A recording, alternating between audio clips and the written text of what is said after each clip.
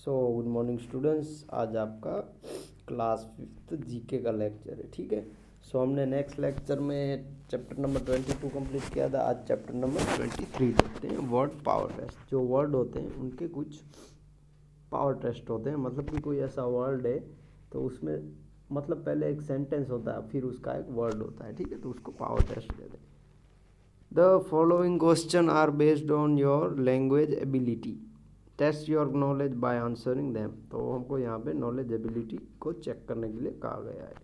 Right the word which has following meaning, choose the answer from the box given below. तो यहाँ पे जो sentence है तो उसका हमको एक वर्ड में आंसर देना है और यहाँ पे बॉक्स में आंसर भी है।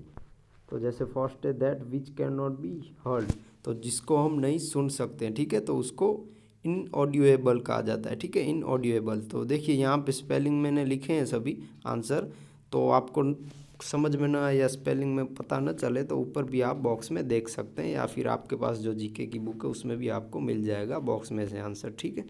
फिर सेकंड है that which can not be seen, मतलब कि जिसे देख नहीं सकते, इनविजिबल, ठीक है, उसको इनविजिबल कहा जाता है, इनविजिबल, इनविजिबल। फिर थर्ड है that which can not be remove, जिसे रिमूव नहीं किया जाता, इनडेविएबल, ठीक है, इनडेलिएबल, इनडेलिएबल, जिसको रिमूव नहीं किया जाता। श्योर टू हैपन, जो होने ही वाला होता है, जैसे कुछ कन्फर्म ही होता है। इनवेटिएबल, तो उसमें इनएविटेबल आएगा, इनइवेटिएबल। फिर that which can not be cured, तो जो क्योर्ड होता है मतलब कि जो जाने वाला नहीं होता, या फिर कोई ऐसी प्रॉब्लम है जो सॉल्व नहीं होने वाली होती है, तो उसको इनक्यूरेबल कहा जाता है, इनक्यूरेबल। फिर नेक्स्ट 6 है work for which no salary is paid, तो ऐसा काम जिसके लिए कोई पैसा न मिलने वाला। तो आप कभी किसी के लिए काम करते हैं बट आप कहाँ उसकी कोई सैलरी या फिर उसका कोई भुगतान नहीं लेते, तो उसको क्या कहा जाता है, हॉनरी कहा जाता है, ठीक है, उसको हॉनरी कहा जाता है, honorary.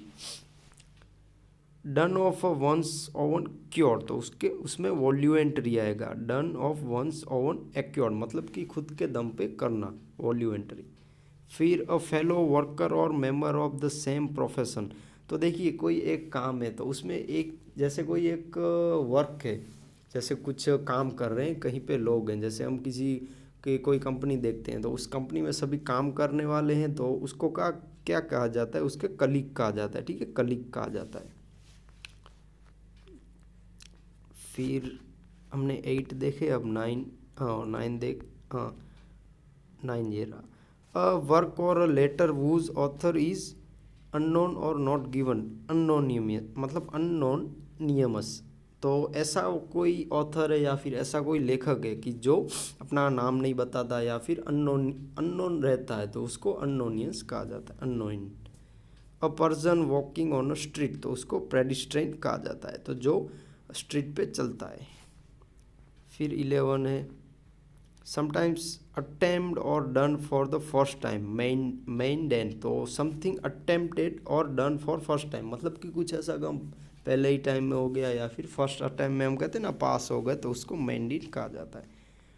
One who has all power, तो उनको ओमनी पॉइंटेड कहा जाता है, कि सबके मतलब कि एक ऐसा है जिसके पास एक ऐसा पावर है या फिर कोई एक ऐसा है जिसके पास सभी पावर अवेलेबल, तो उसको ओमनी पॉइंटेड कहा जाता है। The life story of a person, तो उसको बायोग्राफी कहा जाता है।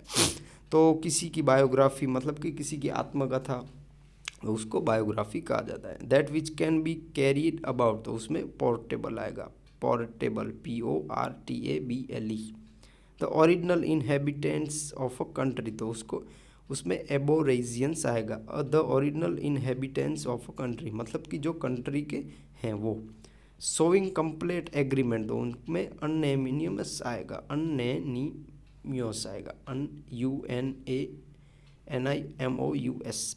तो यहाँ पे थोड़े ये जो आंसर है मतलब कि जो ये वर्ड है थोड़े ब्लर आपको लग रहे हैं, बट बॉक्स में भी इनके आपको आंसर मिल जाएंगे, ठीक है।